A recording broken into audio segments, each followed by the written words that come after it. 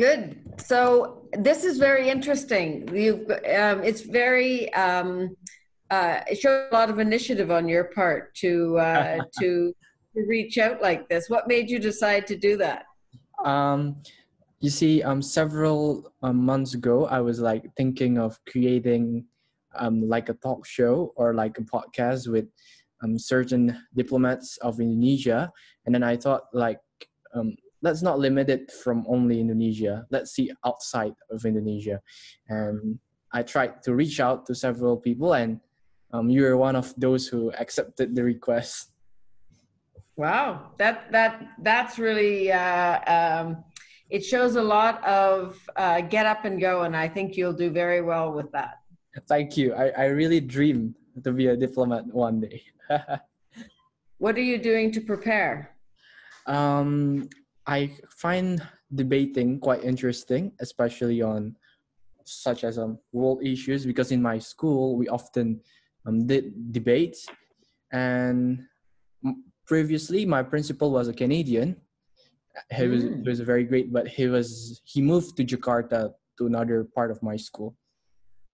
So I really think that such diplomacy is very interesting, especially on how we can solve issues of the world, because it's very Yeah. controversial nowadays.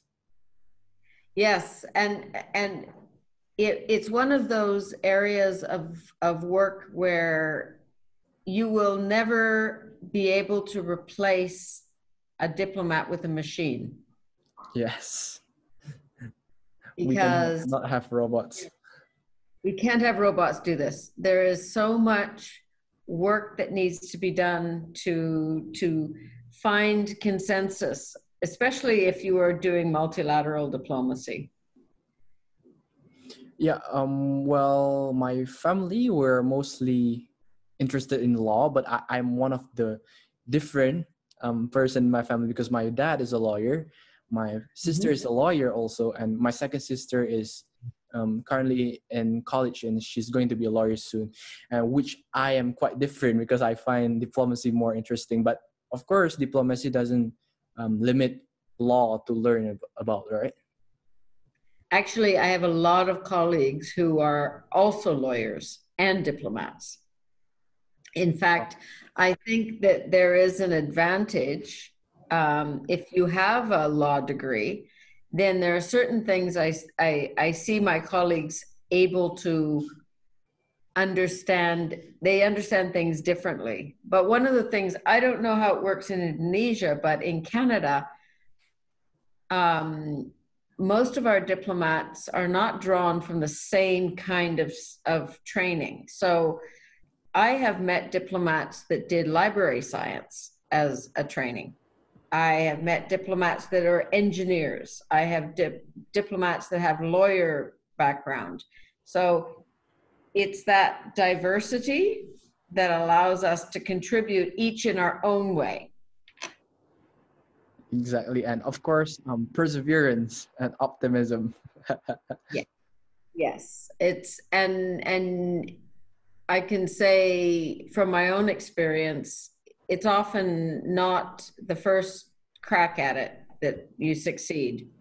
I did the Foreign Service exam a couple of times and did not succeed. And then finally, I joined the Foreign Service in the mid of my career. I had two other careers before that had nothing to do, well, they weren't government careers. But then I joined the Foreign Service, and I have to say it's spectacular. I loved my other careers, but this is really, I strongly recommend it. Well, it might be challenging, some people say, but it's worth the risk. It is. And every country is different. Canada is one of those countries that allows you to join in it, like I did in my, not in my 20s, I can tell you. I was in my 40s when I joined. And I'd already had 20 years of work under my belt. Some countries only allow you to join right out of university or at a certain age before you're 30 or whatever. What is it like in Indonesia? Well, in our country, such foreign diplomacy workers, I think it's quite a few people which are very interested in such things. Indonesians are more into, let's say, business and or politics, but internal politics. They're not really open um, to global issues. Mostly, we can say because of the preparation, which is quite not really that good because education in our country might be very different of that of Canada. That is why it somehow prevents certain person from global mindset or global mindedness. And I was lucky that I'm in an international school, which a lot of teachers are from foreigners, and we have subjects like global perspective, and we had debates on global issues, which is 100% different than the usual national schools in Indonesia. And that's very helpful for you because you will be able to think about how events overseas affect Indonesians. Exactly, and At the end of because the day, that's what we do, right? We think about how our country will be affected by any of these things. and such diplomacy will really affect our country because we need to be brave in international stages. For example, like Indonesia and Canada are parts of many organizations, like international organizations, and I think what's important is that the leaders is not only the president or the prime minister, it's also the people who has the initiative to help the country, such as lobbying or let's say people to people diplomacy, which is I think very interesting and very important. It is. And it takes the form of, for us, trade is also part of our diplomatic service. Immigration is part of our diplomatic service. These are all parts that form our diplomatic service because we think that all of those pieces make the whole. It's not just the negotiating a an agreement at the UN. It's not just a bilateral Conference. relation. It's trade, and how do we get consensus on some of those issues that affect us all, but also how do we ensure that Canadians are safe overseas, and all of those things are diplomacy. So if you go into diplomacy in Indonesia, are you looking at only the political stream, or do you have other streams in Indonesia? Area, where your expertise would be more politics, not politics per se, but you know what I mean. International relations. International relations, exactly. Yeah. Is that the focus in the diplomacy in Indonesia, or do you have other parts of the Indonesian diplomatic corps that deal with other things like trade? I think we're also focusing on trade and, of course, security because we have quite a very well military, and we do trainings with certain forces and also Canadian forces, and we Mm-hmm. have the UN peacekeeping soldiers in mostly in Middle Eastern countries, and I think that's one of the best ways for Indonesia's diplomacy.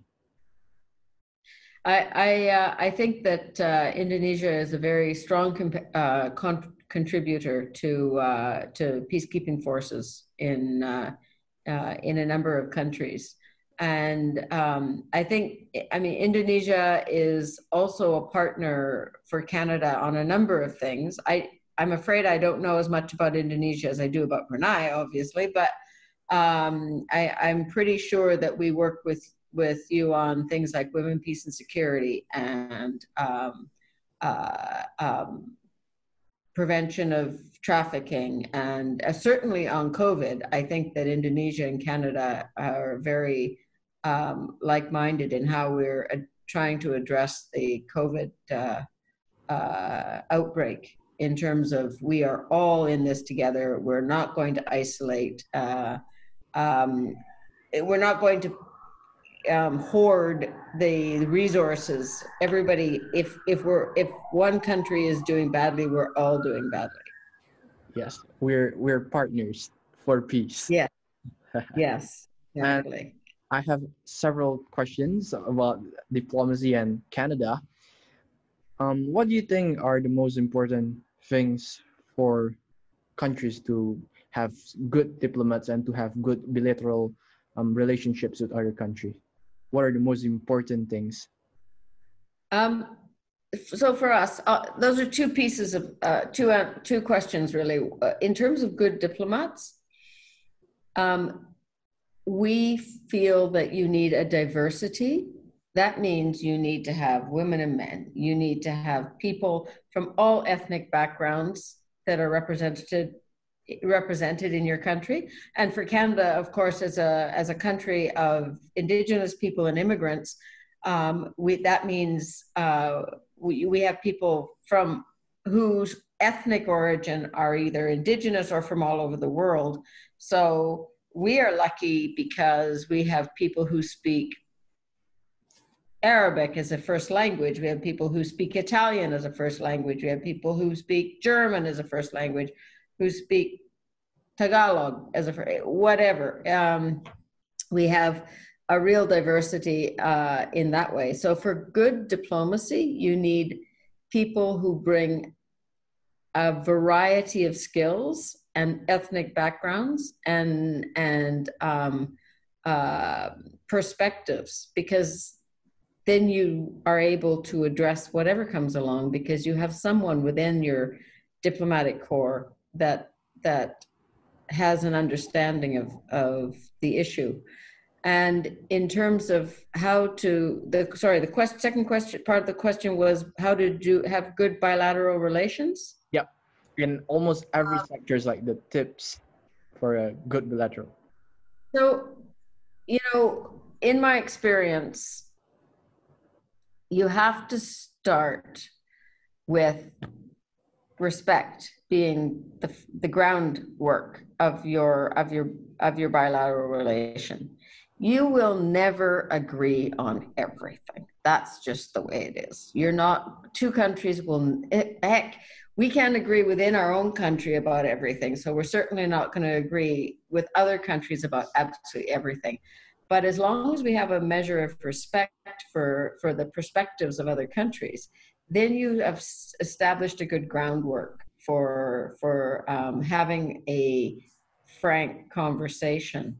And sometimes you have to say things that your person in front of you doesn't want to hear, but that's part of it too, finding ways to pass on a message that is done in such a way that they understand it's done with respect.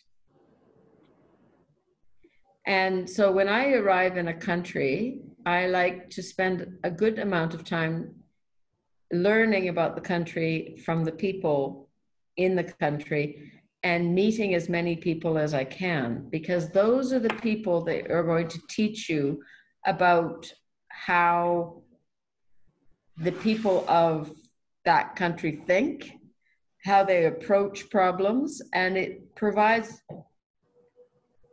opportunities for you to find solutions where there may be differences. Because if you understand people's perspective, it's a lot easier to find a solution. Okay, based on your experience as a diplomat or in the area of diplomacy, what do you think are the challenges, for example, personally or like inter countries or between organizations and your country, for example, like the different sectors or